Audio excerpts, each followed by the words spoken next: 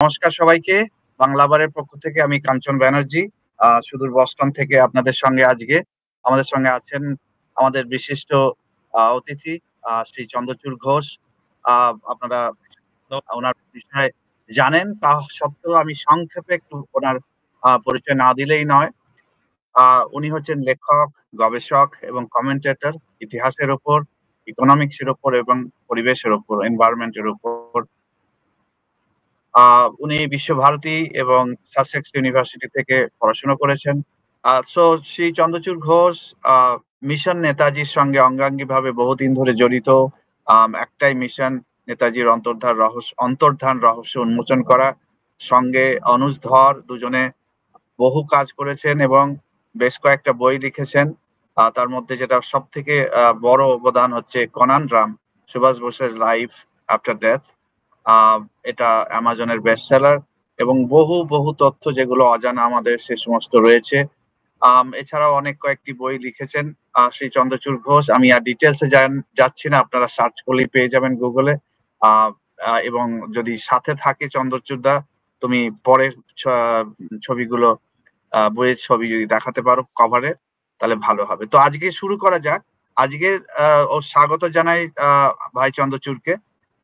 আর আজকের বিষয় হচ্ছে যে আজকের বিষয় হচ্ছে যে এই যে স্বাধীনতা আমরা বলি, সে ক্ষমতার হস্তান্তরই হোক আর স্বাধীনতাই হোক, যেভাবেই আমরা দেখি, এর পিছনে আমাদের বাংলার কি অবদান, বাংলার মনীষীদের কি অবদান, এই নিয়ে সংক্ষিপ্ত আলোচনা আজকে।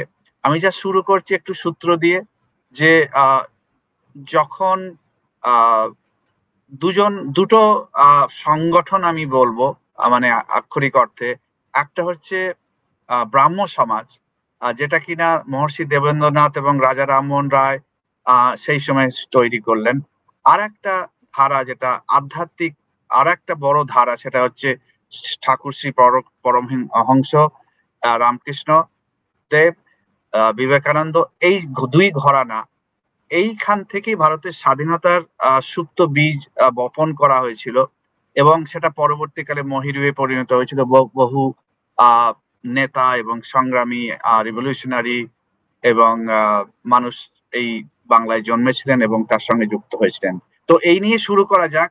তুমি যদি একটু সংক্ষিপ্ত আলোকপাত করো চন্দ্রচূড়, যে এই ব্রাহ্ম সমাজ এবং রামকৃষ্ণ বিবেকানন্দর যে মুভমেন্ট, সেটা কিভাবে পরিণত হলো একটা বিপ্লবে। ধন্যবাদ কাঞ্চনদা। মানে দেখুন, আজকে যেটা নিয়ে মানে আলোচনা করতে চাইছি, সেটা যে বাংলার যে অবদান বলুন বা বাংলার যে ভূমিকা রয়েছে স্বাধীনতা সংগ্রামে, সেটা অনেকটা আগে থেকে শুরু হয়েছে। ধরুন, মানে ভারতীয় জাতীয় কংগ্রেস শুরু হওয়ার, গোড়াপত্তন হওয়ার আগে থেকেই শুরু করতে চেয়েছিলেন, একটা সর্বভারতীয় সংগঠন শুরু করতে চেয়েছিলেন সুরেন্দ্রনাথ বন্দ্যোপাধ্যায়। তো সুরেন্দ্রনাথ বন্দ্যোপাধ্যায় যখন এই নিয়ে আলোচনা চালাচ্ছেন, চেষ্টা করছেন, তখনই মানে বোম্বেতে একটা অল্টারনেটিভ অর্গানাইজেশন হিসেবে জাতীয় কংগ্রেসকে প্রতিষ্ঠা করা হয় এবং তার প্রথম যে সভাপতি, তিনিও বাঙালি, উমেশচন্দ্র বন্দ্যোপাধ্যায়। তো সেই মানে এটা এই যে কংগ্রেসের প্রাথমিক যে ভূমিকা ছিল বা যে ধরনের কার্যকলাপ ছিল, সেটা মেইনলি পিটিশন করা, যে শাসনতন্ত্রে যে ধরনের রিফর্মস ইন্ট্রোডিউস করা উচিত, কি কি দাবি রয়েছে, যে এলিট ক্লাস, যারা শিক্ষিত, ব্যবসায়ী, ব্যবহারজীবী, যে এলিট ক্লাস ছিলেন, তাদের দাবি দাওয়াগুলো নিয়ে মূলত আলোচনা হতো। যে এক্সিকিউটিভ গভর্নর, এক্সিকিউটিভ কাউন্সিল বা ভাইসরয়ের এক্সিকিউটিভ কাউন্সিলে কতজন ভারতীয় ঢোকানো উচিত, ইলেকশন শুরু করা উচিত, হ্যাঁ তেন এইসব নানা ব্যাপারে মানে খুব একটা বেসিক একটা আলোচনা হতো। আপনি যে কথা বললেন যে রামকৃষ্ণ বিবেকানন্দ আন্দোলনটার যে ভূমিকা, যে অবদান, মানে রামকৃষ্ণ আশ্রমের তো সেরকম ভাবে কোনো ইনভলভমেন্ট ছিল না। যেটা করেছিলেন স্বামীজি করতেন, যে উনি ওনার জীবনী পড়তে, কংগ্রেসের যে ধরনের রাজনীতি করা হয়েছিল, যে আবেদন বিরক্ত ছিলেন এবং ওনার ব্যক্তিগত যে স্নেহ বলুন বা এনকারেজমেন্ট বলুন, সেটা ছিল যারা মানে উগ্রপন্থা কিছু করে দেখানোর পন্থায় বিশ্বাসী তাদের তাদের প্রতি। তো এরকম তো অনেকেরই শোনা যায় যারা মানে গিয়েছিলেন, দেখা করেছিলেন, তাদের সঙ্গে দেখা, যেমনি একজনের কথা তো মানে কিংবদন্তি সম, হেমচন্দ্র ঘোষ, তিনি রাইট। স্বামীজির সঙ্গে দেখা করেছেন। তো স্বামীজি তাকে যা যা বলেছেন, বাঘা যতীন্দ্রনাথ মুখোপাধ্যায়, উনি স্বামীজির সঙ্গে দেখা করেছেন, সিস্টার নিবেদিতার সঙ্গে দেখা করেছিলেন, সেটা আমার ঠিক মনে পড়ছে না। তবে ওনার যে মানে ইন্সপিরেশন, যতীন্দ্রনাথ তো খুব উচ্চস্তরের আধ্যাত্মিক পুরুষ ছিলেন, তা ওনার যে আধ্যাত্মিক ইন্সপিরেশন ছিল সেটাও ওই রামকৃষ্ণ বিবেকানন্দ সূত্রেই। এবার রামকৃষ্ণ নেতাজিও মিশন কখনো, নেতাজি তো পরে এসছেন, মানে ওনার রাজনৈতিক জীবনটা শুরু হয়েছে অনেক পরে। সেটা 1921 থেকে শুরু হয়েছে, ফলে সেটা অনেক পরে। আমি একদম প্রথম দিককার কথাটা বলছি, যখন অনুশীলন সমিতি তৈরি হচ্ছে সেই সময়কার কথাটা বলছি আমি। বা তার কিছু পরে যখন মানে সিস্টার নিবেদিতা অ্যাক্টিভলি কাজ করছেন সেই সময়কার কথা বলছি। রামকৃষ্ণ মিশন প্রত্যক্ষভাবে তো কখনো স্বাধীনতা সংগ্রামে জড়িয়ে পড়েনি, কারণ সেটা তার কাজ ছিল না। কিন্তু স্বামীজির পরে সিস্টার নিবেদিতা খুব মানে এটার সঙ্গে অ্যাক্টিভলি ইনভলভ ছিলেন, এবং তার যে ভূমিকা ছিল সেটা যাতে রামকৃষ্ণ মিশনের ওপরে এসে না পড়ে, তার নেগেটিভ এফেক্টটা, তার ইম্প্যাক্টটা, সেই জন্য তিনি খানিকটা ডিস্টেন্সও মেনটেন করে চলতেন, যে এবং এটা এটা ডাইরেক্টলি রামকৃষ্ণ মিশন। আমার মনে হয় এটা খানিকটা বিবেকানন্দর হয়ে বকলমে কাজ করছিলেন ভগিনী নিবেদিতা, এটা আমার মনে হয়। আর একটা জিনিস যেটা উল্লেখ করলে তুমি এক্ষুনি, হেমচন্দ্র ঘোষ এবং আরো কিছু যুবক যে 1901 সালে ঢাকার জগন্নাথ হলে স্বামীজির সঙ্গে দেখা হয়েছিল। শোনা যায় নাকি স্বামীজি বলেছিলেন যে তোমরা ওরা বলছিলেন মুক্তি কিভাবে পাওয়া যাবে, আধ্যাত্মিক মুক্তি, তো উনি বলেছিলেন দেশের মুক্তি না হলে কি করে এই মুক্তির দাম নেই, তো যাও বোম টোম বানাও, এরকম একটা কিছু বলেছিলেন। তা আমি জাস্ট হ্যাঁ, উল্লেখ হ্যাঁ। করলাম। তো আর ওই সময় আপনি দেখুন, অনুশীলন সমিতি তৈরি হয়েছে, অনুশীলন সমিতির গোড়াপত্তন হয়েছে, পি মিত্র মানে শারীরিক চর্চা, যেটা স্বামীজির বরাবরের উপদেশ ছিল, যে শরীর তৈরি করো, শরীর ঠিক না হলে হবে না, শরীর হচ্ছে সবচেয়ে গুরুত্বপূর্ণ জিনিস। তো শারীরিক ক্ষমতা, বল, শারীরিক বল, এগুলো না হলে মানসিক মুক্তি, শারীরিক শক্তি ছাড়া মানসিক মুক্তি আসবে না। এবং ভারতে বিপ্লবের পন্থাটা উনি উনি উনি বিপ্লবের পন্থায় বিশ্বাসী ছিলেন। ওই আবেদন নিবেদনের রাজনীতিকে যথেষ্ট ব্যঙ্গ বিদ্রুপ এবং কটাক্ষ করেছেন। এবং এই অনুশীলন সমিতি হওয়ার কিছু বছরের মধ্যেই আমরা দেখছি যে অরবিন্দ চলে এলেন বরোদা থেকে কলকাতায়, এবং সেখানে এসে উনি যখন বন্দে মাতরম কাগজটা বের করতে শুরু করলেন, বন্দে মাতরম রেগুলার লিখছেন, এই অরবিন্দর কলম থেকেই প্রথম পূর্ণ স্বাধীনতার দাবিটা বেরোলো। সেটাও বাঙালির প্রথম দাবি, মানে তখন ভারতবর্ষে অন্য কোথাও আমার মনে হয় না পূর্ণ স্বাধীনতার দাবি কোথাও উঠেছে। তো এই যে একটা অ্যাটমসফিয়ার তৈরি করা, একটা একদিক থেকে অনুশীলন সমিতি যেমনি ফিজিক্যালি ট্রেন করছে ইয়াং জেনারেশনকে, তাদেরকে বিপ্লবের মন্ত্রে দীক্ষিত করছে, ভারতীয় প্রাচীন রীতি যেগুলো, ট্র্যাডিশন যেগুলো, সেগুলোর সঙ্গে ইন্ট্রোডিউস করাচ্ছে। তবে মানে বাঙালি জাতি যেটা, সেটা মানে স্বাভাবিকভাবে অন্যদের সঙ্গে তুলনা করে দেখতে গেলে একটু বরাবরই সৃষ্টি ছাড়া, অন্য পথে হাঁটতে ভালোবাসে। তো তো এই যে অন্য পথে হাঁটাটা, এটা শুরু হয়েছে বাংলার যেটা নবজাগরণ বলা হয়, রেনেসাঁ যেটাকে বলা হয়, সেই সময় থেকে। মানে তাহলে আমাদের ধরতে হয় ওই মোটামুটি অ্যাপ্রক্সিমেটলি যদি আমরা ধরি, তাহলে রাজা রামমোহন রায় থেকেই শুরু করতে হবে, যিনি সামাজিক একটা পরিবর্তন, ধর্মীয় চিন্তা ভাবনার পরিবর্তন, এগুলো আনতে চেয়েছিলেন। তো এই যে ধারা উনি প্রচলন করলেন, এই এই ধারা ঘাত প্রতিঘাতের মধ্যে দিয়ে অনেক মানে মহাপুরুষের হাত ধরে এসে ঊনবিংশ শতাব্দীর শেষের দিকে এসে দাঁড়ালো, যখন আমরা দেখতে পাচ্ছি যে ওই নবজাগরণ তৈরি করছে বঙ্কিমের মতো মনীষীকে, তার লেখার যে ইনফ্লুয়েন্স শিক্ষিত মানুষজনের মধ্যে। ঈশ্বরচন্দ্র বিদ্যাসাগর দেখতে পাচ্ছি বাংলা ভাষাকে পুরো ঢেলে সাজাচ্ছেন, ভাষা সংস্কার, বর্ণ সংস্কার করছেন, সামাজিক সংস্কার করছেন। তো এই যে একটা পুরো ধারা চলছিল, যেটা শুরু হয়েছে আপনার ঊনবিংশ শতাব্দীর একদম গোড়ার দিকে, মানে আমরা ট্র্যাডিশনালি যেটা ধরে নেওয়া হয় যে হিন্দু কলেজের প্রতিষ্ঠা দিয়ে ঘটনাটা শুরু হলো, আমি বলবো আরো একটু আগে থেকে হয়েছে, যখন রামমোহন রায় বেদান্ত বাংলায় অনুবাদ করছেন, উপনিষদগুলো বাংলায় অনুবাদ করছেন, লোকের মধ্যে যাতে আরো ছড়িয়ে পড়ে সেগুলোকে নিয়ে সংস্কার করছেন। উনি এমনকি এমন একটা বাইবেলেরও একটা সংস্করণ লিখেছিলেন যেখানে যীশু খ্রিস্টের যত অলৌকিক কাণ্ড কারখানা আছে সেগুলোকে সব বাদ দিয়ে দিয়েছে। বলেছিলেন অত অলৌকিক কাণ্ড কারখানা কি দরকার, উনি হ্যাঁ, মনীষী ছিলেন, মহাপুরুষ ছিলেন, তো ওর জীবনই যথেষ্ট। তো সেই নিয়েও বিশাল বিতর্ক হয়েছিল।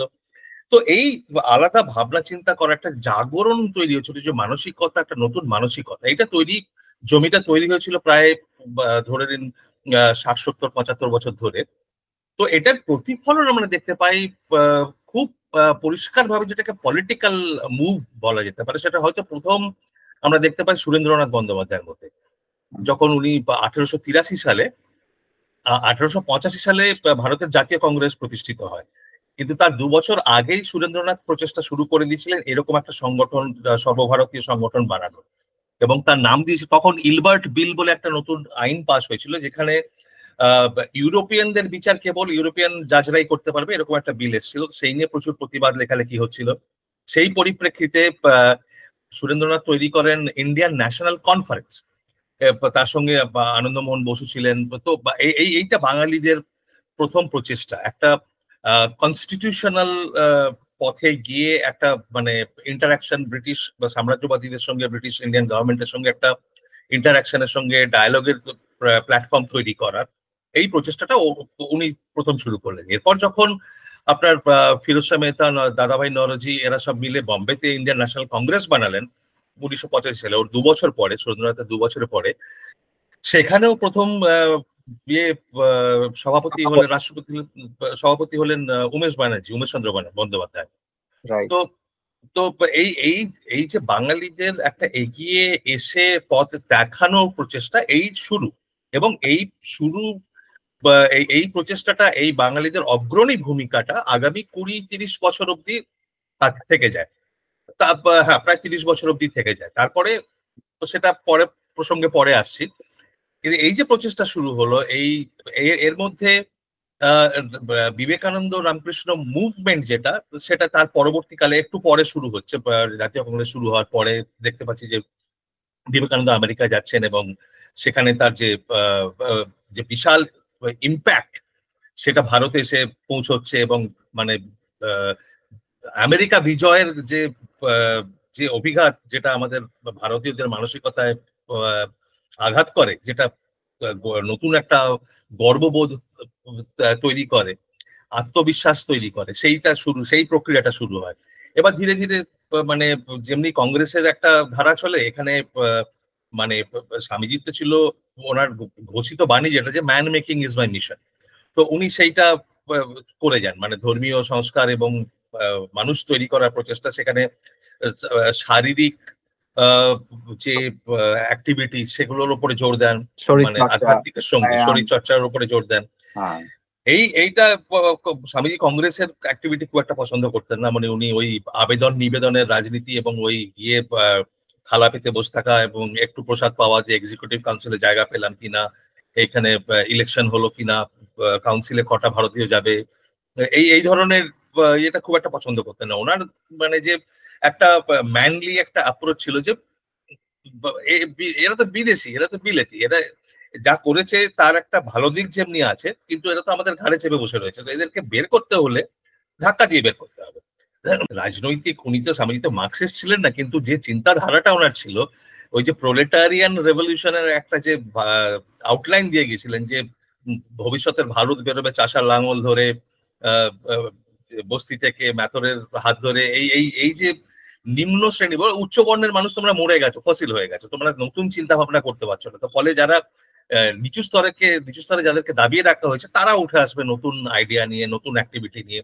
তো এই এই একটা ওনার ইয়ে ছিল। তো সাম্যবাদী যে একটা দৃষ্টিভঙ্গি ছিল, যে চিন্তাধারা ছিল, সেটা খুব করে আকৃষ্ট করে তরুণ সমাজকে, এবং যুব সমাজকে, তরুণ সমাজকে।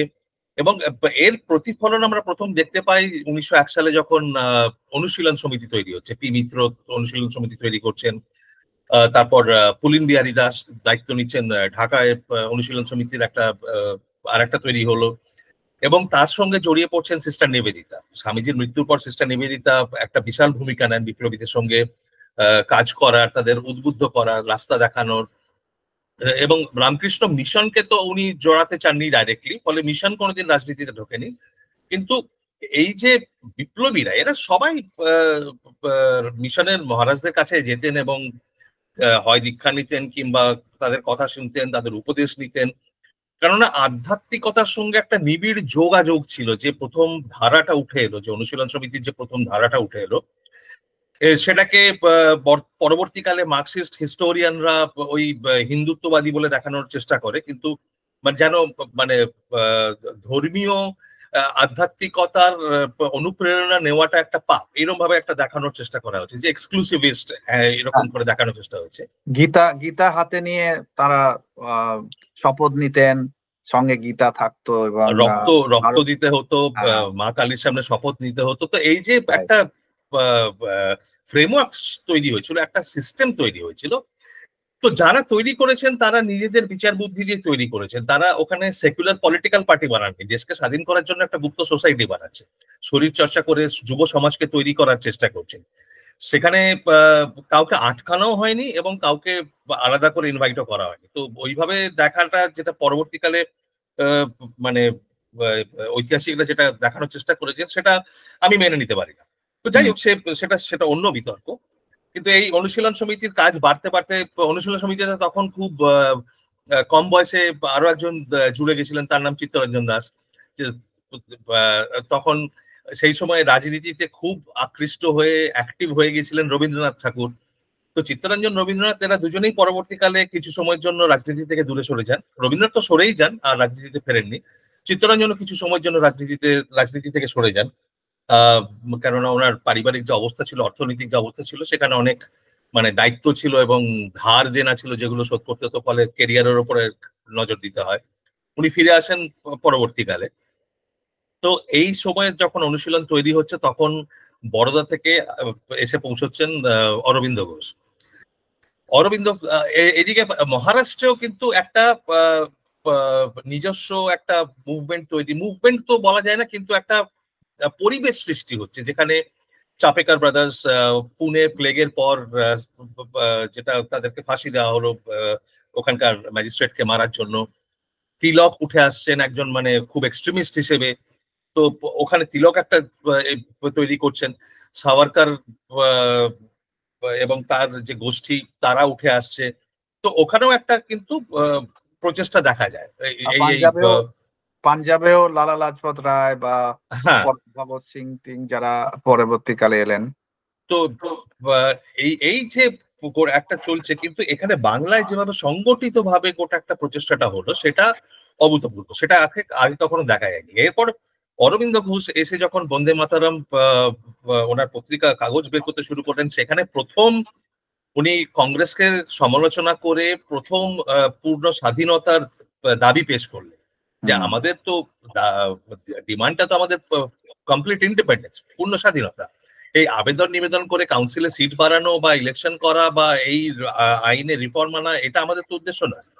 তো এই যে হতে লাগলো, এর ফলে র্যাডিকালাইজেশন যেটা হতে লাগলো, এরপর এর সঙ্গে কি হচ্ছে, এরপর একই সঙ্গে প্যারালালি যেটা দেখতে পাচ্ছি, যে যারা স্কিল্ড এডুকেটেড ইউথ, তাদেরকে বাইরে পাঠানো হচ্ছে। কেউ ইংল্যান্ডে যাচ্ছে, কেউ ফ্রান্সে যাচ্ছে, বোমা বানানো শিখে আসছে। হেমচন্দ্র কানুনগো প্যারিসে গিয়ে বোমা বানানো শিখে এলেন। তো এই যে সব চলছে, তারপরে আপনার 1906-07 একটা অর্গানাইজড অ্যাটেম্পট হচ্ছে যে এবার এদেরকে মারা উচিত। তো যেটা ক্ষুদিরাম এবং প্রফুল্ল চাকি প্রথম গিয়ে শহীদ হলেন, সেই প্রথম প্রচেষ্টা সেটা সফল হলো না, ব্যর্থ হলো, কিন্তু তাতে কেউ দমে গেলেন না। কিন্তু তার ফল যেটা হলো, যে ব্রিটিশ সরকার খুব তাড়াতাড়ি বুঝে গেল যে এদেরকে যদি আমরা অবদমিত করতে না পারি তাহলে বিপদ। ঠিক তার আগে যেটা গোটা ভারতকে নাড়িয়ে দিয়েছে এবং তার প্রাণ কেন্দ্র বাংলা, সেটা ছিল বঙ্গভঙ্গ। 1905 সালে বঙ্গভঙ্গ হলো এবং তার প্রতিবাদে যে আন্দোলন শুরু হলো, অহিংস আন্দোলন এবং সহিংস আন্দোলন, যে ধারা শুরু হলো, সেটা গোটা ভারতে ছড়িয়ে পড়লো, গোটা ভারতকে অনুপ্রাণিত করলো। ওই ওই ধরনের আন্দোলন আগে কেউ কখনো দেখে। তো তার একটা সেটা শুধু রাজনৈতিক বা বৈপ্লবিক প্রতিবাদ না, তার সঙ্গে চললো প্যারালালি একটা নতুন সমাজকে সংগঠিত করার প্রচেষ্টা, অর্থনৈতিক ভাবে, সামাজিক ভাবে, চারিদিক থেকে। মানে তখন মানে স্বদেশি মুভমেন্ট, যেটা স্বদেশি ইন্ডাস্ট্রিকে আপলিফট করার জন্য। তখন আপনার ওই দিক থেকে অর্থনৈতিক ভাবনা চিন্তা নতুন আসছে কার থেকে? এক বাঙালি থেকে, রমেশচন্দ্র দত্ত। তো এই এই যে গোটা প্রসেসটা শুরু হলো, এর মধ্যে বাঙালিদের যে অগ্রণী ভূমিকা, রাস্তা দেখানো, পথ দেখানো। রবীন্দ্রনাথ তো পথে নামলেন, গণেশ পুজো, রাখি হ্যাঁ, বন্ধন, এগুলো বাঙালি ঠিক ছিল না, কিন্তু উনি এগুলো ইন্ট্রোডিউস করে এবং নিজেই পথে নামলেন। আমাদের বঙ্কিমচন্দ্র চট্টোপাধ্যায়, ঋষি বঙ্কিম, তিনি বন্দে মাতরম, আনন্দমঠ লিখে গেলেন, বন্দে মাতরম মন্ত্রটা দিয়ে গেলেন, যেটাকে পরে শ্রী অরবিন্দ সেই মন্ত্রকে জাগরণ করে বিপ্লবে লাগালেন। এই যে বন্দে মাতরম, এটা এখন আমাদের জাতীয় ন্যাশনাল সং। এবং রবীন্দ্রনাথ দিয়ে গেলেন জনগণ, সেটা হয়ে গেছে আজকে ন্যাশনাল অ্যান্থেম। আর আর একটা যেটা বড় জিনিস, যেটা আমাদের স্যালুটেশন, জয় হিন্দ, সেটাও নেতাজি সুভাষচন্দ্র বসু দিয়ে গেলেন।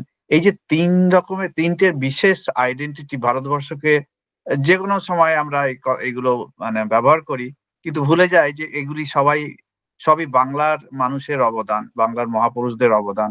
তাছাড়াও ভারত মাতার যে আইডিয়াটা, এখন তো আমরা কথায় কথায় শুনি ভারত মাতা কি জয়, হ্যাঁ, এমনকি আমাদের প্রধানমন্ত্রী বলতে থাকেন, সেই ভারত মাতার আইডিয়াটাও তো বাংলা থেকে আমাদের এবং ঋষি বঙ্কিম সেই ভারত মাতার আইডিয়াটা দিলেন, এবং অবনীন্দ্রনাথ ঠাকুর তার একটা ছবি আঁকলেন, এবং তারপর থেকেই ভারত মাতা ব্যাপারটা সারা ভারতবর্ষে ছড়িয়ে গেল বন্দে মাতরমের সঙ্গে সঙ্গে। তো এটা একটা অবিশ্বাস্য ধরনের অবদান, যেটা মানে বেশিরভাগ ভারতীয় হয়তো কনসিয়াসলি ভাবে না।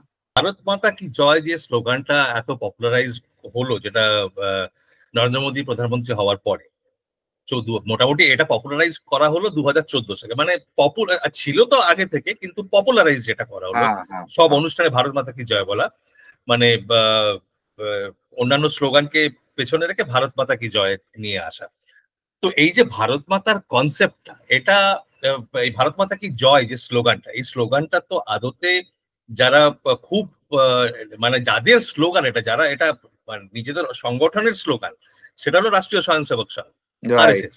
রাইট। এবং আরএসএস এর এই স্লোগানটা বানালেন কে? আরএসএস এর এই স্লোগানটা দিলেন আহ, আহ, কেশব বলিরাম হেডগেওয়ার, প্রতিষ্ঠাতা, আরএসএস এর প্রতিষ্ঠাতা।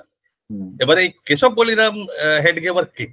মারাঠি যুবক, কলকাতা ন্যাশনাল মেডিকেল কলেজে এসে ডাক্তারি পড়তে এলেন।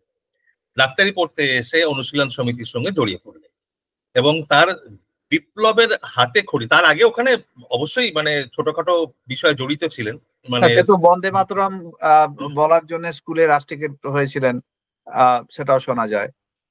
তো সেই বন্দে মাতরমটা এলো তিলকের হাত ধরে হ্যাঁ, হ্যাঁ। বাংলা থেকে। তো এই যে জিনিসগুলো, এই বাংলার যে মানে একটা ফ্লো ছিল, যে বন্দে মাতরমটা এসে পৌঁছলো, বন্দে মাতরমটা একটা ন্যাশনাল স্লোগান হয়ে দাঁড়ালো। কিন্তু এই ভারত মাতা কি জয়, এই ভারত মাতার কনসেপ্টটা এলো অনুশীলন সমিতির মাধ্যমে। কেননা ওখানে তখন উনি এখানে কলকাতা যতদিন ছিলেন, অনুশীলন সমিতির সঙ্গে যারা কর্মী ছিল তাদের সঙ্গে জড়িত ছিলেন। সেই অর্থে বৈপ্লবিক কাজ তার হয়তো সেরকম কিছু ছিল না, কিন্তু কনসেপ্ট গুলো অ্যাবজর্ব করা, দেখা নিজের চোখে যে কেমন ভাবে অর্গানাইজ সিক্রেট সোসাইটি, গুপ্ত সমিতি, বিপ্লবিক সমিতি কেমন ভাবে কাজ করে, কিভাবে অর্গানাইজ করছে, সেটা নিজের চোখে দেখা, শেখা। কেননা পরিচয় তো হয়েছিল অনেকের সঙ্গেই। তো সেইগুলোর মাধ্যমে সেই আইডিয়াটাকে উনি নিয়ে গেলেন। মানে অরবিন্দর ভবানী মন্দিরের কনসেপ্ট, আপনার আনন্দ আনন্দ মঠের মঠের। কনসেপ্ট, এগুলো গেল নাগপুরে। এগুলো গেলে নাগপুরে সেগুলোকে উনি মানে ইমপ্লিমেন্ট করার প্রচেষ্টা করলেন। ফলে আজকে অনেকে আপত্তি করে যে না, আরএসএস অবাঙালি, বিজেপি অবাঙালি। এগুলো আমি বলছি একটু অপ্রাসঙ্গিক হলো, কিন্তু খুব অপ্রাসঙ্গিক নয়, এগুলো লতায় পাতায় জড়িত। যে অনুপ্রেরণাটা কিন্তু ওই হেডগেভারজি বাংলা থেকে নিয়ে গেছিলেন, এবং তারপর রাইট। নিজস্ব মতে গড়েছে। বিজেপিও কি জনসংঘ তৈরি করলেন শ্যামাপ্রসাদ মুখোপাধ্যায়। তো এই এই যে মানে নানা ধরনের, যেদিকে দেখবেন আপনি অরিজিনটা গেলে, গোড়ায় গেলে কিন্তু সেখানে বাংলার ইতিহাস, বাংলার কাজ, বাঙালিদের কাজ সেইখানে পাবেন। না, এই আরেকটা বড় জিনিস, সরি টু ইন্টারাপ্ট, আরেকটা বড় জিনিস যেটা আমরা ভুলে যাচ্ছি এবং আমরা ভুলে গেছি, যে যে রাসবিহারী বসু, মহানায়ক রাসবিহারী বসু, তিনি ভারতবর্ষের অনেক যেগুলো বিপ্লবী কার্যকলাপ করেছেন বাংলায়, দেরাদুনে, বিভিন্ন জায়গায়, এবং এত বড় মানুষ, বড় মাপের মানুষ, জাপানে চলে গেলেন, সেখানে গিয়ে আজাদ হিন্দ ফৌজ তৈরি করলেন। এবং এই রাসবিহারী বসু না হলে হয়তো নেতাজিও হতেন না। নেতাজিকে যে জন্য আমরা আজাদ হিন্দ ফৌজের জন্য আজকে সেটা বলবো না, আমি অতদূর যাবো না। আর রাসবিহারী বসু না থাকলে হয়তো জাপানে যে রেডিমেড মুভমেন্টটা পেয়েছিলেন, সেই রেডিমেড মুভমেন্টটা পেতেন না, ফলে ইতিহাসটা অন্যরকম। Right, right. তো সেই সেই হিসেবে রাসবিহারী বসুর বিরাট অবদান। এবং রাসবিহারী বসু তখন সাভারকারের সঙ্গে কাজ করছেন। হিন্দু মহাসভা, যে মহাসভাকে আজকের দিনে অনেকে অপাঙ্ক্তীয় বলে, যেটা মার্কসিস্ট হিস্টোরিয়ানরা, সেই হিন্দু মহাসভার সঙ্গেই পরবর্তীকালে দেখা যাচ্ছে যে নেতাজি সাভারকারের সঙ্গেও দেখা করলেন। এবং পরে হিন্দু মহাসভার সঙ্গে তো সেরকম সুভাষচন্দ্রের খুব একটা ইয়ে ছিল না, মানে সদ্ভাব ছিল না, কিন্তু শত্রুতাও ছিল না। শত্রুতা বা বিরোধিতা যেটুকু ছিল, দুটো আলাদা করে দেখতে শেখেনি। মানে আমাদের ঐতিহাসিকরা আমাদের সব গুলিয়ে দিয়েছেন, একটা মানে সব ইউনিডাইমেনশনাল করে দেন। সুভাষচন্দ্র যেমনি মহাসভার বিরোধিতা করেছেন, যে ওরা রাজনীতিতে কেন ঢুকছে, যতক্ষণ হিন্দু মহাসভা নিজের কাজ করছে ততক্ষণ আমার পূর্ণ সমর্থন আছে। তার কারণ হচ্ছে আমাদের যে জাতীয় মুভমেন্ট, এটা ওনার লেখা, যে আমাদের যে জাতীয় আন্দোলন, তার অগ্রণী, তার সর্বাগ্রে যারা রয়েছে তারা হিন্দু বাঙালি। তো হিন্দু মহাসভা যদি নিজের কাজ কালচারাল ফিল্ডে রেস্ট্রিক্টেড রাখে, সেখানে যা করে এসছে অত্যন্ত ভালো কাজ করেছে, তারা করুক, আমার সেখানে কিচ্ছু বলার নেই। কিন্তু এই ভোটের লড়াইতে ঢুকে পড়া এবং সেখানে ওই সাধু সন্ন্যাসীদের ব্যবহার করা, সেইটাতে আবার সেই সময়টায় তার আপত্তি ছিল। কিন্তু নেতাজি 2.0 তে আমরা পরে দেখছি যে সেটা পাল্টে গেছিল। সেটা নিয়ে এখন না হয় কথা বললাম না। বাট বাট এবার এই যে বিপ্লব চলছে, এখানে একটা পরিসংখ্যানও না দিলেই নয়, যে আন্দামান সেলুলার জেলে যাদেরকে কালাপানিতে দিত ব্রিটিশ সরকার, যারা বিপ্লবী বিশেষ করে, তাদেরকে ধরে ধরে নিয়ে গিয়ে আন্দামানে দ্বীপান্তর করত। সেই আন্দামান সেলুলার জেলে এখন দেখা যাচ্ছে যে 585 জন যুদ্ধবন্দী, মানে ওরা তখন বিপ্লবীদের যুদ্ধবন্দী বলতো, তাদের 585 জনের মধ্যে 398 জন ছিলেন বাংলার রিলেটেড। সবাই হয়তো বাংলায় জন্ম নয়, কিন্তু বাংলার সঙ্গে সম্পর্কযুক্ত। এবং যারা জীবন দান করেছেন, আত্মাহুতি দিয়েছেন, হুতাত্মা হয়েছেন, 121 জন হিসেবে পাওয়া যায়। হয়তো আরো বেশি সংখ্যাটা, সেটা আমাদের কাছে নেই এখন নথি। সেখানে দেখা যাচ্ছে যে 121-এর মধ্যে 62 জন বাঙালি। তো এখানেও বহু বাঙালি জীবন দিয়েছেন। আমি জালিয়ানওয়ালাবাগটা তো আলাদা করে ধরতে হবে, কিন্তু যেটা ডিরেক্ট ব্যাটেল ব্রিটিশের সঙ্গে, ফাঁসিতে বা তাদের সঙ্গে ডিরেক্ট লড়াইয়ে প্রায় 62 জন বাঙালির নাম লিস্টে পাওয়া যায়। আর আমার জানি সংখ্যাটা অনেক বেশি হবে। তো এক্ষেত্রেও দেখা যাচ্ছে যে বাঙালির একটা আত্মত্যাগের একটা বড় ভূমিকা। এবং সেটা তো অনস্বীকার্য, সে তো কেউ অস্বীকার করতেই পারবে না, করার কোনো উপায় নেই। তার কারণ মানে এ তো পরিষ্কার যে ব্রিটিশের নথি, ব্রিটিশ সরকারের সব নথিগুলো দেখলেই তো পরিষ্কার হয়ে বেরিয়ে আসবে যে কারা সবচেয়ে বেশি আত্মদান করেছে, আত্মবলিদান করেছে, এবং কত ত্যাগ স্বীকার করেছে, কতটা সাফার করেছে। সেগুলো তো মানে সে নিয়ে তো কোনো তর্কই চলে না। কিন্তু এই যে ধরুন আপনার বাঙালিদের এই যে ভূমিকা, এই জাতীয় আন্দোলনে যে বাঙালিদের ভূমিকা, এইটা আস্তে আস্তে কমতে থাকলো। তার কারণ হচ্ছে, মূল কারণ যেটা, সেটা হচ্ছে দেশবন্ধু চিত্তরঞ্জনের অকস্মাৎ মৃত্যু, অকাল প্রয়াণ। 1925 সালে উনি জুন মাসে মারা গেলেন।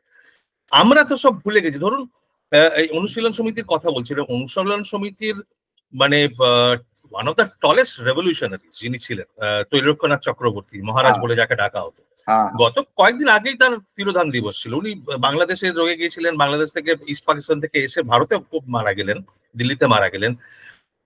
অত বড় একজন ব্যক্তিত্ব, তাকে তো আমরা স্মরণ করি।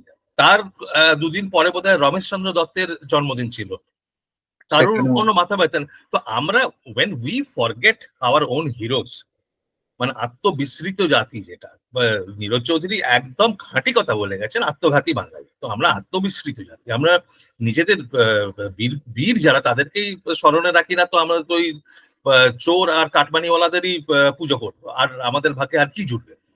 তো আজকে এক্স্যাক্টলি। এই জন্য এসে দাঁড়িয়েছে। তো দেশবন্ধুর মৃত্যুর পরে যেটা দাঁড়ালো, 1924 সালে বাঙালি রাজনীতির মেরুদণ্ড ভেঙে দিল ব্রিটিশ রাজ। এই 24 সালের অক্টোবর মাসে, এপ্রিল থেকে অক্টোবর মাসে ব্যাপক ধরপাকড় করে যত মানে সেকেন্ড রাং অফ লিডারশিপ যটা তৈরি করেছিলেন Deshbandhu. Deshbandhu was a very good manager, political manager. মানে যে এই গুণটা দুজনের ছিল ভারতীয় রাজনীতিতে, একটা হচ্ছে গান্ধীজির আর একটা হচ্ছে দেশবন্ধু। হুম হুম গান্ধীজি যেমনি নিজে লিডারশিপ যখন দিচ্ছেন, উনি he is leading from the front, কিন্তু ওনার যে সেকেন্ড লাইন অফ লিডারশিপ, যারা সাকসেশন প্ল্যানিং যেটাকে বলা হয় আজকের ম্যানেজমেন্ট ল্যাঙ্গুয়েজে, সাকসেশন প্ল্যানিং যেটাকে বলা হয়, উনি পুরো একটা সেকেন্ড লাইন অফ লিডারশিপ তৈরি করে গেলেন। দেশবন্ধু ঠিক সেই কাজটা বাংলায় করলেন। যারা বাংলা থেকে সর্বভারতীয় নেতৃত্বে যাবার যোগ্য, সেই রকম তৈরি করছিলেন কাজটা। তো সেখানে সবচেয়ে ওপরে সুভাষচন্দ্র। তো সুভাষচন্দ্রকে নিয়ে বাকি যত বিপ্লবী এবং দেশবন্ধুর কর্মী ছিল, সবাইকে ধরে আহ, জেলে পুরে দেওয়া হলো 1924 সালে। এবং ফলে দেশবন্ধুর অবস্থা খুব, মানে ওনার সাপোর্ট খুব কম হয়ে গেল। তো এই 25 সালে তারপর মারা গেলেন। তখন এই বিপ্লবীরা, সুভাষচন্দ্র, সবাই মান্দালয়, আন্দামানে এসব এইসব ছড়িয়ে ছিটিয়ে রয়েছে, কে সংগঠিত হতে পারছে না বাংলার রাজনৈতিক আন্দোলন। সেই জায়গায় যে মানে গান্ধীজি দেখলেন যে জায়গা খালি, এখানে একটা ভ্যাকিউম তৈরি হয়েছে। হুম সেই উনি ঢুকলেন, এলেন, এসে আপনার বাংলার লিডারশিপ সিলেক্ট করা থেকে শুরু করে ইনফ্লুয়েন্স করা শুরু হলো। সেই একটা গান্ধিয়ান গ্রুপ আগে থেকেই ছিল, তাদেরকে সামনে নিয়ে এসে তাদেরকে ক্ষমতায় বসানো, এই যে শুরু হলো এইটা, আহ, যতদিন সুভাষচন্দ্র ছিলেন এটাকে ঠেকিয়ে রেখেছিলেন। মানে ওনাকে দেশবন্ধুর পরে সুভাষচন্দ্রই একমাত্র ছিলেন যিনি এই এই অ্যাগ্রেশনটাকে বা অকুপেশনটাকে আটকাতে পারতেন এবং আটকে রেখেছিলেন যতদিন দেশে ছিল। উনি চলে যাওয়ার পর সেটা পুরো পাল্টে গেল, এবং সেই বাঙালির যে আধিপত্য, যে সেইটা কমে গেল। কেননা হুম সর্বভারতীয় রাজনীতিতে আপনি দেখুন যে দাঁড়িয়ে শুধু বাংলার কথা বলছে কে আছে? সুভাষচন্দ্র রয়েছে, বাকি যারা রয়েছেন তারা সবাইকে ওই গান্ধিয়ান হাইকমান্ডের হাত ধরে চলতে হচ্ছে এক্স্যাক্টলি। হ্যাঁ। লেজিটিমেসির জন্য। তাদের হুম অন্য লেজিটিমেসি খুব কম, মাস হুম সাপোর্ট খুব কম। তারা কিন্তু ওই গান্ধীর দলের হাত ধরে তাদেরকে উঠে আসতে হচ্ছে বা বেঁচে থাকতে হচ্ছে, রাজনীতিতে কেরিয়ার টিকিয়ে রাখতে হচ্ছে। তো এইটা ডাউনফলটা শুরু হলো, যার স্বাধীনতা পরবর্তীকালে যেটা দেখলাম, এই যে গান্ধীবাদী দল যেটা, তারাই ক্ষমতায় এলো। তো রাইট। ইতিহাসটা লেখাটাও পাল্টে গেল। হ্যাঁ, এখানে আরেকটা জিনিস যেটা না উল্লেখ করলেই নয়, যে শেষ বাঙালি যিনি সর্বভারতীয় স্তরে যার প্রভাব ছিল, তিনি হচ্ছেন শ্যামাপ্রসাদ মুখোপাধ্যায়। তো শ্যামাপ্রসাদ মুখোপাধ্যায়ের যে বিকামিং এ শ্যামাপ্রসাদ, তার পিছনের একটা গল্প আমি ভারত সেবা সংঘের থেকে আমি পেয়েছি। যে স্বামী আমাদের প্রতিষ্ঠাতা প্রণবানন্দজি মহারাজ, তার অবদানটাও কিন্তু আমরা ভুলে গেছি, যেমন ত্রৈলোক্যনাথ মহারাজের ভুলে গেছি। আমার মানে আমি তথ্য পেয়েছি যে আহ আমাদের প্রণবানন্দজি খুব নানা জনের কাছে বলতেন যে আমি সচক্ষে দেখতে পাচ্ছি বাংলার ভবিষ্যৎ খুব খারাপ, বাংলার দুর্দিন আসছে, কিন্তু ওনাকে পাগল ভেবেছিল। কিন্তু উনি ছাড়েননি হাল। উনি ফাইনালি একটা মানে নজর ছিল শ্যামাপ্রসাদ মুখার্জির উপর, একজন বিশেষ ইন্টেলেকচুয়াল, খুবই শিক্ষিত মানুষ, স্মার্ট। তো ওনাকে কয়েকবারই উনি চেষ্টা করেছেন। ফাইনালি কোনো একটা সমাবর্তন অনুষ্ঠানে ওনাকে ডাকা হয়েছিল, উনি গেছিলেন এবং সেখানে নাকি পরমানন্দ মালা পরিয়ে বলেন, এই পেয়ে গেছি আমি বাংলাকে বাঁচানোর জন্য। এবং পরবর্তীকালে শোনা যায় আর একটা কাহিনী আছে যে বারাণসীতে আহ তার একটা রুদ্ধদ্বার বৈঠকে পরমানন্দ আহ মোটামুটি দীক্ষায় বলো যাই বলো করা হয়েছিল, এবং তারপর থেকে শ্যামাপ্রসাদ পলিটিক্সে দৃঢ়ভাবে যুক্ত হন।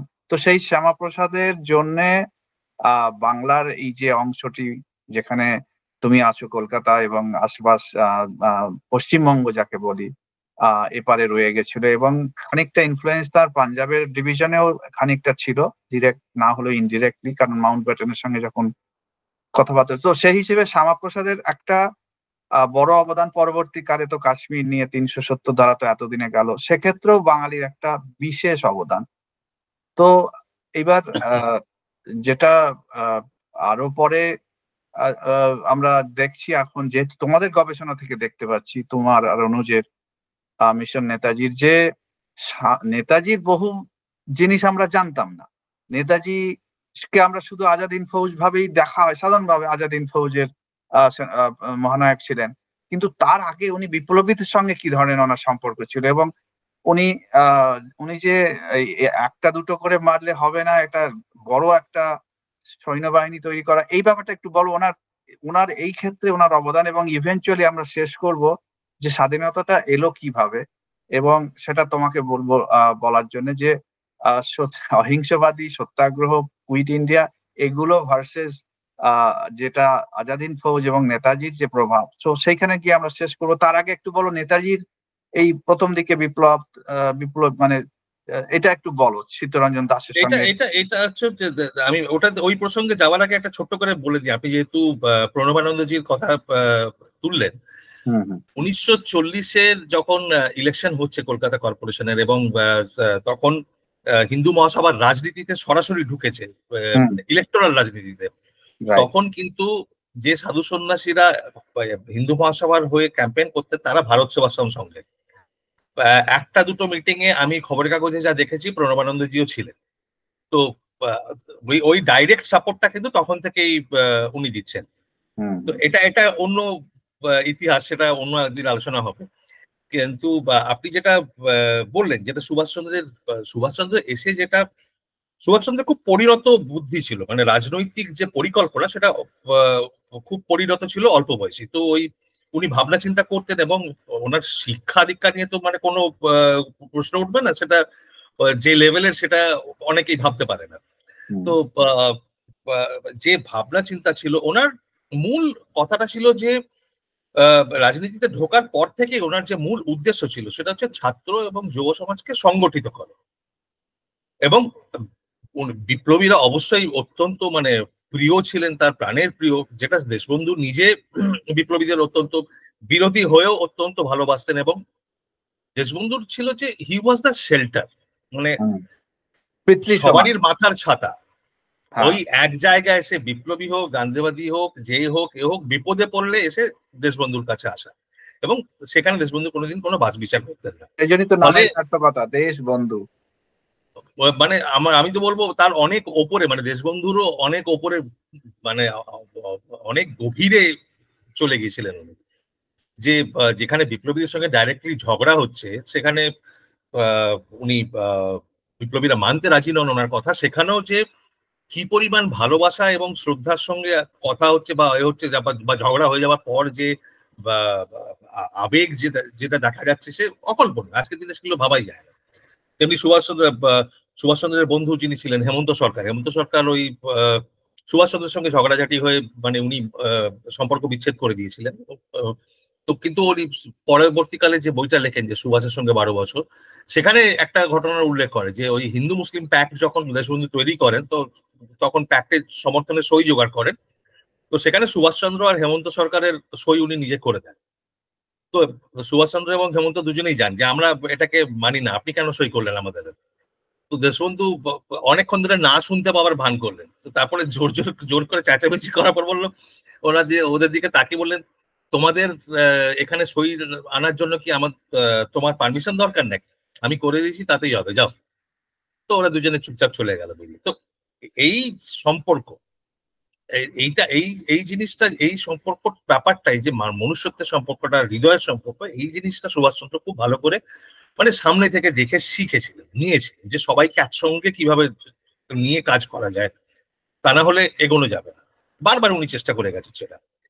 তো কিন্তু রাজনৈতিক পলিটিক্যাল স্ট্র্যাটেজি হিসেবে ওনার বরাবরের ইয়ে ছিল, অ্যাপ্রোচ ছিল যে ইউথ আর স্টুডেন্ট, এই দুটো কমিউনিটিকে ট্রেন করতে হবে এবং তাদেরকে তৈরি রাখতে হবে বিপ্লব হওয়ার আগে। ফলে উনি বিপ্লবীদের সমালোচনা করতেন, যেমনি ওদের যতটা ওদের ভালোবাসতেন সমালোচনা করতেন যে পৃথিবীর কোথাও আধখানা বোম আর একখানা পিস্তল দিয়ে বিপ্লব হয়নি, তোমরা ওইসব করো না, প্রিপেয়ার করো, জমি তৈরি করো, যাতে যেদিন ডাক আসবে একযোগে যেন সবাই উঠে দাঁড়াতে পারে, এবং সেদিন যে ধাক্কা আমরা মারবো সেদিন ওই ওই সাম্রাজ্যবাদ বা ব্রিটিশ সাম্রাজ্যবাদী সরকার সেটা সামলাতে পারবে না। তো এইটা ওনার অ্যাপ্রোচ ছিল। এবং এটা উনি কাজ শুরু করে দিয়েছেন 1928 থেকে, যখন ভারতীয় জাতীয় কংগ্রেসের সেশন হচ্ছে কলকাতাতে যে বছর হলো, সেইখানে উনি ওই ভলেন্টিয়ার কোর যেটা বানালেন, যেটা থেকে গান্ধীজি খুব ক্ষুণ্ণ হলেন, ক্ষুব্ধ হলেন এবং তির্যক মন্তব্য করলেন, সমালোচনা করলেন। উনি খুব অখুশি হয়েছিলেন গোটা ব্যাপারটা দেখে। কিন্তু কিন্তু সেখানেও তো নেতাজিকে খানিকটা মানে হীন করা হয়েছিল, কোনো রোল দেওয়া হয়নি ঠিক মতো। তখন না, যখন উনি রোল উনি তো ওই ভলেন্টিয়ার করে দায়িত্বে ছিলেন, ওটাই না না ওটাই ওইটাই তো তুমি মানে নেগলেক্ট করে যা তুই ভলেন্টিয়ার কাজটা দেখ, আমরা বাকি দেখে নেবো, এরকম একটা অ্যাটিটিউড ছিল বোধহয় গান্ধী মানে তখনকার কংগ্রেস লিডারদের। খানিকটা বলতে পারেন, কেননা তখন মানে ইয়েতে উনি রিসেপশন কমিটির মেম্বার ছিলেন যখন ইয়ে হচ্ছে, কিন্তু যে কাজটা উনি করে দিলেন, দুটো কাজ ছিল, একটা হচ্ছে কংগ্রেসের মণ্ডপের ভেতরে আর একটা হচ্ছে কংগ্রেসের মণ্ডপের বাইরে। ভেতরে যেটা করলেন গান্ধীজিকে বিরোধিতা করে পূর্ণ স্বাধীনতার দাবি তুলে, এবং খুব অল্প ভোটে হেরে গেল ওনার যে রেজলিউশন, সেইটা সেইটা একটা বড় বিপ্লব কংগ্রেসের ভিতরে। এবং বাইরে যেটা করে দেখালেন, যে সংগঠিত করে ছাত্র যুব সমাজকে সংগঠিত করে, সেটা গান্ধীজি খুশি হলেন না এবং ভয় পেল ব্রিটিশ। যেটা আমি ইন্টেলিজেন্স রিপোর্ট গুলো তুলে দেখিয়েছি নেতাজির যে বায়োগ্রাফিটা লিখেছি বোস দ্য আনটোল্ড স্টোরিতে, যে ওরা কতটা বিচলিত হয়েছিল যে এইভাবে সুভাষচন্দ্র গোটা বাংলা জুড়ে ছাত্র যুব সমাজকে সংগঠিত করছে, তারা ড্রিল করছে হাতে লাঠি নিয়ে, ড্রেস পরে। তো এই ধরনের যে উনি একটা শুরু করলেন কার্যকলাপ, এইটা চলতো। এবং এই বেঙ্গল ভলেন্টিয়ার্স নামে যে ভয়ানক সংগঠনটা তৈরি হলো, সেটা তো এইখান থেকেই উঠে এলো, এই ভলেন্টিয়ার কোর থেকে উঠে এলো। তো এখান থেকেই উঠে এলো আপনার বিনয় বাদল দীনেশ, সেখান থেকেই উঠে এলো আপনার মাস্টার দা সূর্য সেন। এই গোটা এরপরে পরবর্তী আপনি যত বিপ্লবী কার্যকলাপ দেখতে পাবেন, এসব এখান থেকে আসা, এই সুভাষচন্দ্রের এই প্রচেষ্টা। এবং এরা এরা সবাই সুভাষচন্দ্রের দ্বারা অনুপ্রাণিত হয়েই কিন্তু কাজগুলো করছে। তো এই এই স্ট্র্যাটেজিটা কাজ করতো, কিন্তু পরবর্তীকালে যখন দেখলো একটা গান্ধীজির বিরোধিতা, যে এই পথে যাওয়ার বিরোধিতা, দ্বিতীয়ত হচ্ছে যে অস্ত্র জোগাড় করতে না পারা।